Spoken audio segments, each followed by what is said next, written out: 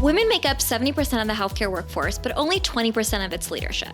On Her Story, we'll explore the careers of bold and influential women from Silicon Valley to Capitol Hill and learn how they've overcome the odds. This is Her Story, a program where we explore what's beyond the glass ceiling.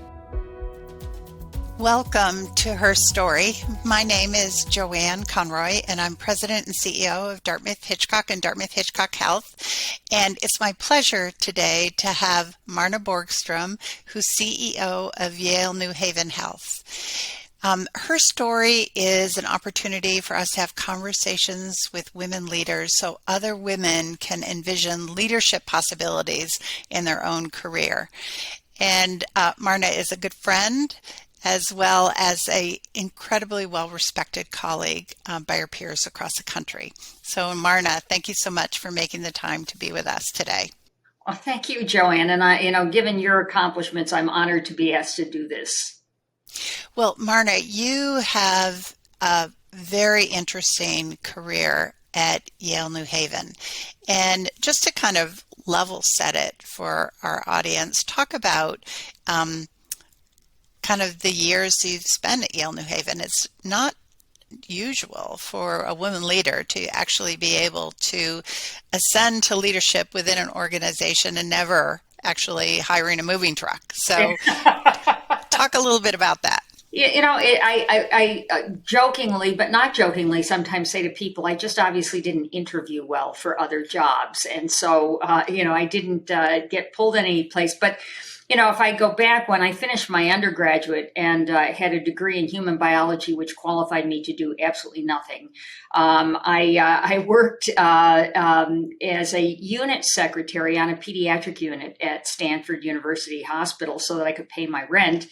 And then I worked with some undergraduate friends who were in business school to do a risk management study. And I got to know my first mentor, who at that time was the 32-year-old president of Stanford Hospital, if you can imagine, back in the day. And it was from that experience and being on the floor, but also doing this risk management study and learning about healthcare at the time, that I decided that I wanted to go into this field. And I went to graduate school. I came back to Connecticut to go to Yale and married my husband in 1978. And he's from the West Coast, promised him we would stay here for 2 years in 1978. And that is one of hopefully not too many promises that I did not keep. But I've done a little bit of everything. I started as an administrative fellow. I've done staff work. I've done operations. I've done some new business deals. And I think the common thing is I've liked everything I've done. I never said no when somebody gave me a new opportunity, even if I had no idea how to structure an acquisition of an ambulatory surgery center and 2 radiology practices back in the 90s, which I had no idea how to do. And I lived for the opportunity of the time. I didn't say, I have to be here in a certain period of time and I want to be the CEO. I kind of lived for what the opportunities were. And I think in retrospect, I think that helped me both grow, but also enjoy the growth process. What was the favorite job that you've had, aside from being CEO, because there's something great about being the boss, but there are some jobs that you hate to leave because you either enjoy the team or you enjoy the work? It's a hard question because I really have enjoyed everything, but I think it was when I had a hybrid job where I had a fairly good operating span of control, but I was also doing strategy at that point and had an opportunity to acquire a very large independent ambulatory surgery center and 2 private radiology practices and thread that needle of letting them stay somewhat independent, but integrating them with the full-time faculty in some respects. And I think that what I liked about it was there was the operational piece, which kept me grounded on what it takes, to sort of keep the trains running. But I was learning a ton as I was learning how to value a business, how to do negotiations with people who were far more sophisticated than I. And I just love the diversity of it. It was a pretty busy time, but it was really fun. Let's follow up a little bit on the question about strategy, because when people sometimes think about the job they want, sometimes it's in operations and sometimes it's strategic. You're right. It's great when you can actually marry them both. Talk about the difference between the two for young leaders. What should they think about having mastery around first? It's kind of hard to imagine people could think about strategy without understanding operations, but talk a little bit about that, because your job now is a lot about strategy and HR, but it's a lot about strategy. It is, but it's also about operations. I mean, I firmly believe, and you may disagree, that when we're sitting around the table with other CEOs talking about the challenges we have right now and strategy, I would bet a fair amount of money that we all have fairly similar strategies, overarching strategies. The holy grail is execution, and execution is a lot about understanding operations in my humble opinion. And when I had done strategy, moved into operations, still had a foot in both camps, and unknown to me at that time, my predecessor was thinking about his retirement time frame much sooner than I thought he was going to. He had somebody who was kind of an advisor coach for him who knew me pretty well. And he said, when Joe was trying to figure out if he was going to put me completely in operations or completely in strategy as he was choosing that next course, Jordan said to him, I can find you a strategist like that.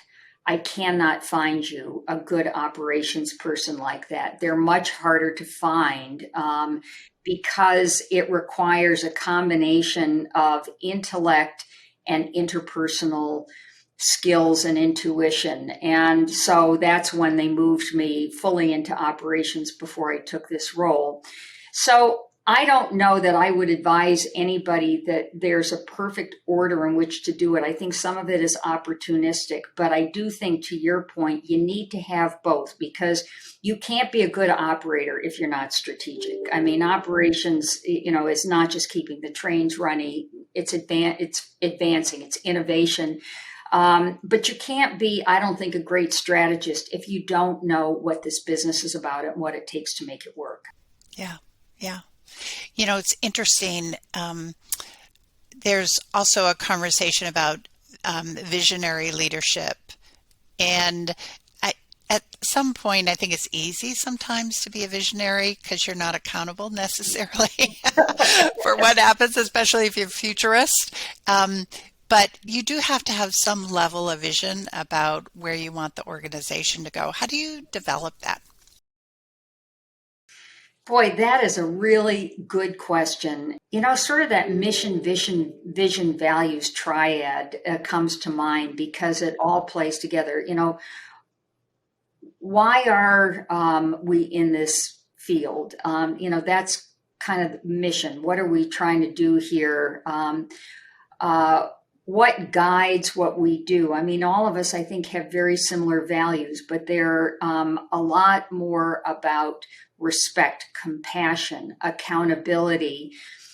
But then vision comes, I think, from how you get from having those values and knowing what you need to do, but figuring out what the best path is for an individual organization. I mean, we've talked in the past, that's kind of the answer, but healthcare is different locally in every geography, in every state. And in large states, what's going to work in Northern California isn't going to work in Southern California. And I think that's the art of creating a vision, is knowing what you need to do and what will also work in the geographies that you're able to be leading and serving. And, and I think the hardest part of vision, and the piece that I would ding myself on a lot, is being innovative, because I don't consider myself a very innovative person. I'm more an incrementalist, but if I have a vision for healthcare, it would be, we have to figure out how to make a system of care work for the individual. We are, the way we're paid and the way we're organized, we unintentionally do terrible things to people because we treat the issue at hand and then we hope that somebody's going to connect the dots for people. And people need advocacy and continuity, and that's what my underlying vision is for everything that we do. Yeah. I think a lot of us have said if we had a blank piece of paper and could envision delivery of healthcare differently, we would draw something very different than we have today. But we've also talked about how difficult it is to change our payment systems, our delivery systems, our GME systems, our training systems. It's just, it's almost difficult to kind of conceive of what that would look like. If we change the payment system, I think it would be easier to change the delivery system. I mean, I think that we've got a lot of that quite backwards right now. Yeah. Yeah. A lot of young women leaders ask about advanced degrees. And you said you went back to get an advanced degree. Was it an MHA or an MBA? And how do you make that decision between the two degrees? I have an answer for now and an answer when I did it. When I did it, I was just naive and stupid. And I selected an MHA program because I had missed the deadline to apply. And, and I was I look at these people now who are coming in and they're so much more intentional and thoughtful about it. So, but, I think the degree was helpful in orienting me to specific concepts. But what I do and what I've learned to do by doing it, by watching others, because I think you can't teach management and leadership. You can teach skills, but that is really an experience that I think all of us have had in different ways.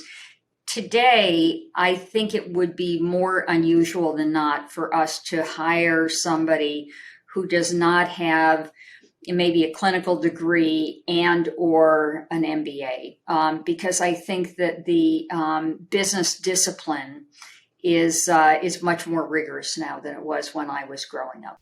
Mm-hmm. Mm-hmm. We often talk to our interviewees about being an accidental or an intentional leader. So what category do you think you fall into? Accidental. No question about it.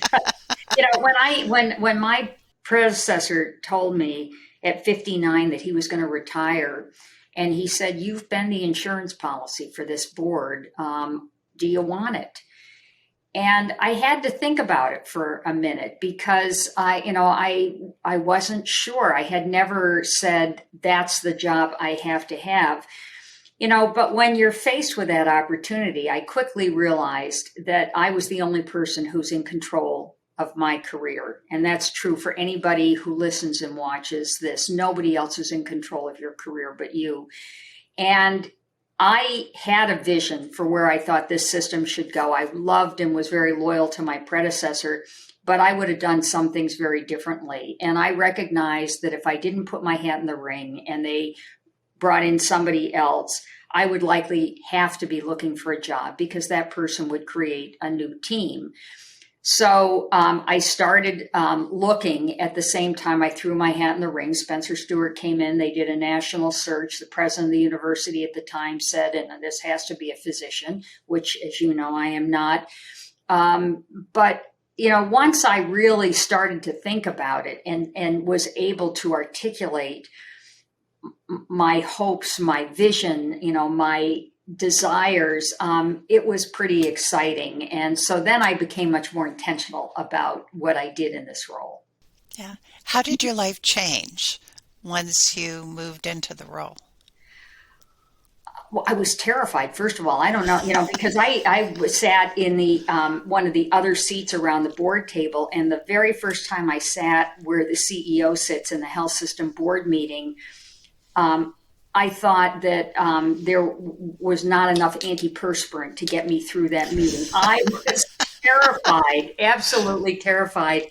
My life changed in pretty unexpected ways. I mean, there were the intangibles growing up in an organization being promoted. There were a lot of people who kind of I know didn't whisper very quietly, saying, "Well, she's the name of my predecessor," or she's. And I think there was some gender bias against having a woman leader. And I think there was an expectation of what leadership looked like based on the people who had preceded me. And I didn't look like that. I didn't act like that. The way it changed is people who I, had thought were pretty friendly were all of a sudden much more wary of me, which is hard to do. And I also came in at a time when my predecessor left in part because things were very difficult at the time, difficult relationship with the university. We were making an operating margin of about 0.75%. We had a corporate campaign going on.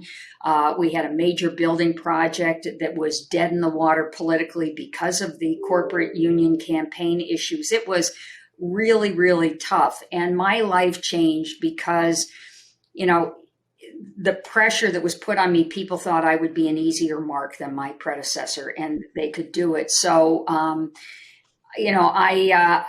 I made a lot of mistakes in those first year and a half, but I also found my grit and found that I was a lot tougher and stronger than I thought I would be. And so when I came through what was an experience that I would never want anybody to have as their initiation into this role, I knew one thing, and that was I could survive almost anything, and that nobody could ever define me again the way they wanted to define me, because I, moved to control the narrative from being controlled by it. Yeah. That's a great lesson for a lot of our young listeners. Now, you have been an advocate for women and men in leadership, but specifically women in leadership in your organization. Do you want to talk about the investments you've made really over the last, 7 to 10 years in really creating paths for women at Yale New Haven Health? I feel that a diverse leadership team, like many of us, I think, feel is critical to success, because you can't have everybody look the same or bring the same points of view. And, we have been still largely a white male culture. And one of the things that a member of my board told me several years into this role was that I should be spending 20 to 25% of my time on talent development. And I thought, well, that's absurd. How am I going to spend that much time? I will tell you that I spend every bit of 25% and more now. And part of that is helping to build the tools, the skills, the opportunities for people to grow in leadership. And part of it is also getting into that sponsorship, advocacy, as well as mentorship, making sure that, we don't unintentionally let tradition dictate how people move forward. So specific to your question, around the time that Sheryl Sandberg published Lean In, a woman who worked with me, Gail Capizalo, was our senior strategy person, and who is a force of nature still, came to me and said, we need to do more for women at the frontline levels in the organization, at the department head and manager level, and we should create a leadership development opportunity for these women, and let's call it Lean In, and let's, have them read Sheryl's book. Let's talk about it. And, like any good CEO representing, 28 or 29,000 people, I said, well, Gail, we can't do that just for women, because, what are the, men going to say? What are people who are Latino going to say? What, I'm thinking of everybody else. And Gail basically said to me, yeah, Marna, that's really nice and important, but we're going to do this. And yes, she would. She would, yeah. And so we did it. And that was about 7 years ago, I think. And it is still alive and well. We've probably taken 300 plus women leaders through Lean In. It has a didactic component. So there's work to be done about, how we think about leadership, how we grow and develop. And there's also the sort of social ally building component of it, so that, they have a little bit of a budget, so they'll go out to dinner or breakfast. A lot of alcohol involved in some of these groups, but it's also building relationships. And now the testimonies of people, and a lot of physicians who didn't know how to get into leadership have been through this now. People talk about how it changed them and how they think about the opportunity to grow. And it is downright inspiring. And we're looking right now, because I think it's not an exaggeration to say that at least a third or more of the people who have been through have been promoted at least one level. And I can tell you names on one hand of people who have now grown 3 levels in the organization. So, there are things at work. But here's the other interesting thing is 2 years ago, we were talking about the learnings from Lean In, and all of the guys, men of color as well as others, are sitting around the table going, well, I didn't know people felt that way. I didn't know they thought we talked over them. I didn't know, whatever it was. And so, we said, well, how do you change the culture if it's just women talking about it?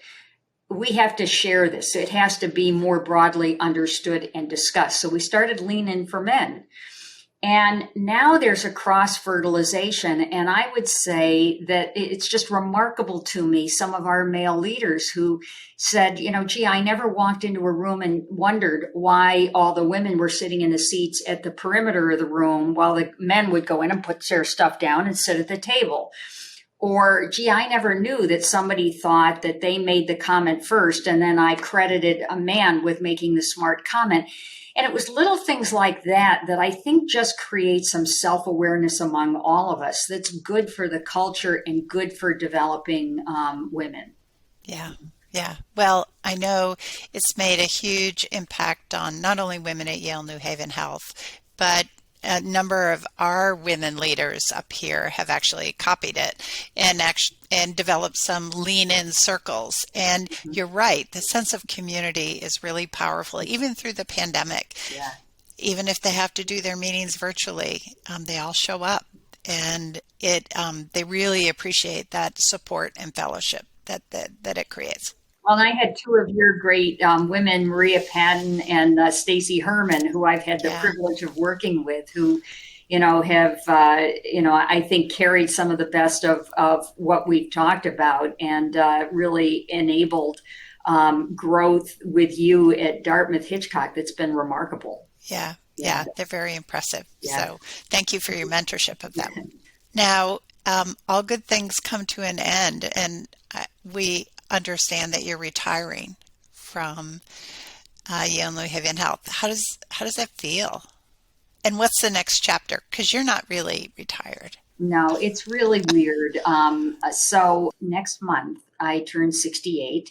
Not that numbers or anything, but and I've been doing this for 43 years here, and one of the byproducts of hopefully good and successful talent development is that you get people who become more self-confident and they want to lead. And if they don't see the opportunity to grow in the organization, they look elsewhere. And you and I both know that there's a lot of turnover. And for women, particularly who are watching this, there are a lot of good jobs available. And this is really an interesting and challenging environment. And my feeling was that it would be selfish to have developed these people. And I'm a big proponent of internal succession, because I think, there are objective data that say that on balance, internal successors are more successful faster than people recruited from the outside. And so I really felt that it was my there was a generosity that I needed to display, to say to these people, it's been worth the investment that you've had at Yale New Haven Health. And so we turned over the president of the Academic Medical Center, which is 1,540 beds, and the health system CEO role when I leave, and human resources, chief human resources officer. So a relatively large amount of senior change in a short period of time, all internal successors, and none of them look like the other. You have a woman, you have an African-American man, and you have a Caucasian male. And very different backgrounds, and then you round out the rest of the team. And so I guess part of this is saying it's bittersweet because I could work forever. My late father, who died last year at 98, retired for the final time when he was 90. So I hope the genes are on my side and I will be working for a long time. But I also look forward to not getting up at 5:10 every morning. Why 5:10? I don't know. To exercise before, I can come in and do this. So, I'm going to do a little bit of board work, but frankly, sitting on corporate boards is not what motivates me. I've been looking into some of the certificate programs, one at Columbia, to become a coach officially or a formal, not to make money, but to sort of build out the skill set. Because I know one of my own children, it has really struggled with trying to figure out where he needs to be, what he would be happy doing. And so I'd like to do some of that. And then I'm looking forward to working as a volunteer for some of the key not-for-profits that I have been philanthropically invested in, who need a lot of support and can't afford people like me. And I don't need the money, so I can, as I said to them, for as long as I have any value, use me. So I think I will probably be busy enough, but I'm going to have a great garden this coming next summer. I'm positive of that. And I'm going to take some bucket list trips that I haven't taken because I kept saying, I can't go because that's my annual board meeting, or I can't go because, all that. So it's a potpourri, Joanne. Yeah. So a couple things. When we started the conversation, you did mention the 35-year-old president of Stanford Hospital. Mm-hmm. And you know what? We know that we've had a lot of senior leaders that have stayed in leadership roles for a long time. So young women that are listening to this need to appreciate that there's going to be a turnover. We're starting to see it right now, where people are starting to step down from their positions to really allow other people to lead. And it is a tough time, but women need to know that there's a lot of opportunity out there. The second thing is, I totally agree that when you actually have great leadership development programs within your own organization, internal promotions just validate it for everybody that they can move up in the organization. But, it's people will miss you because, you are Yale New Haven Health. You've created the health system. It was only one hospital when you started, and it's a force across Connecticut and in the New York metropolitan area. So what is the top place on your bucket list? I want to go hiking and fly fishing in New Zealand. Oh, yeah. You said you love fly fishing. Yeah. So that's one. And then I have a Russian cardiologist friend who I've been working with professionally for a number of years. And I want to spend some time in St. Petersburg with her. I've never been to Petersburg, but I understand it is a magical place. So those are probably my top two. Yeah. And what are the not-for-profits that you are so supportive of? I think you're right for them to actually hire people with your level of just expertise in the organizations would be undoable for many of them. Yeah, so there's one in particular called CONCAT, which is the Connecticut Arts and Technology Institute. And basically it was built and modeled after a project done by a guy whose first name I'm forgetting, Strickland, in Pittsburgh. And it focused on trying to give job skills, education, and training to adults who either hadn't finished high school, may have been incarcerated, but sort of find themselves wanting to get back into the workforce, into society, but don't have the skills, don't have the wherewithal necessarily to get the kind of education training. And so CONCAT is kind of a work-study program that has been built up over time, and I hope we can replicate it. But part of where they built their programs is they came to us early on and said, what do you need that you can't find? Well, coders. How do you teach people to code? Phlebotomists. They now have a culinary arts program, and we have a lot of people eat a lot of food. So, you think about those things, and, there's an element of philanthropy, there's an element of strategy.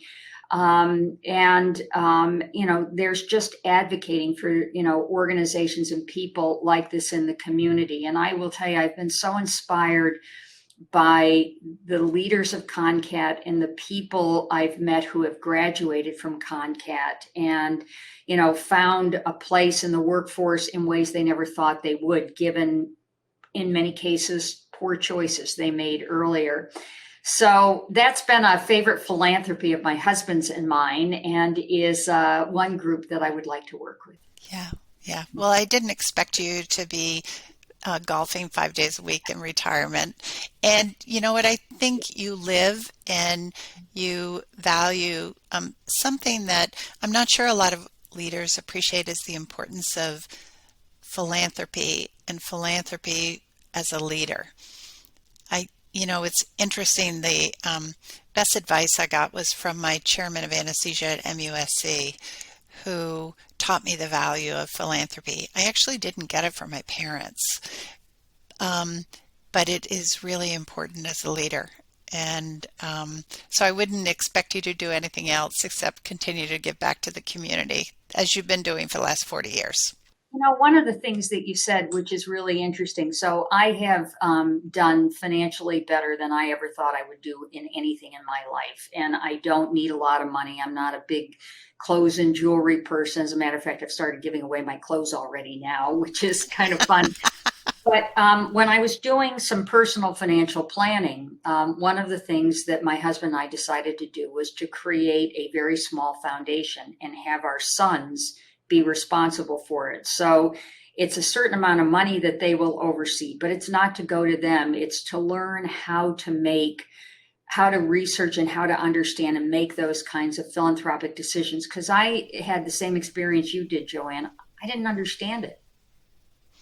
Yeah, I didn't understand the power of philanthropy. Yeah, it is very powerful. It changes the landscapes of our communities, our cities, and it's incredibly powerful. Yeah. And it's a leadership skill that people need to have to appreciate it and integrate it into their lives. So it's been a pleasure, Marna. It's always great to talk to you. You're an inspiration not only to the women of Connecticut and New England, but really women leaders across, the United States who aspire to lead health systems. So thank you so much. Well, thank you, Joanne. And coming from a person who was just beautifully honored by Leapfrog, that means a lot, because I have watched your career and you are amazing and doing amazing things at Dartmouth-Hitchcock. Well, thanks, Marna. Thank you. And to our audience, thank you so much for joining us, and have a wonderful day.